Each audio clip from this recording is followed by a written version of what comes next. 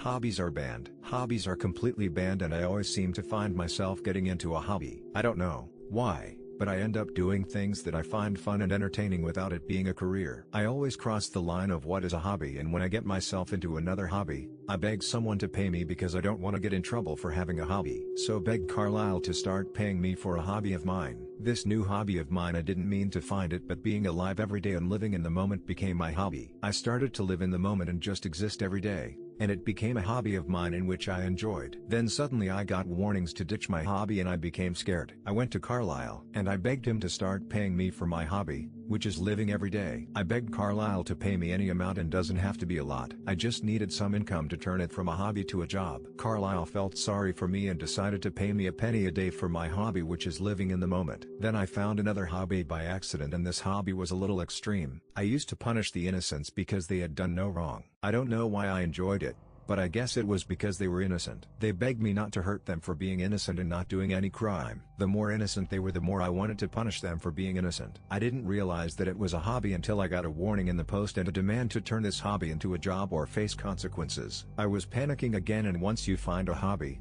you can't just stop it, but you have literally got to turn it into a job and get paid. I went to Carlisle and I begged him to turn my second hobby of punishing innocent people into a job. Carlisle was worried about paying me for this, and it might turn him into an accomplice, like a person hiring a hitman. Also, he had to pay me a bit more money to turn this hobby into a job. Carlisle wasn't sure at first, but then decided he will also pay for this hobby to turn it into a job. Then Carlisle got a warning to let go of his hobby, which is paying me for my hobby. Now he has got to find someone to pay him.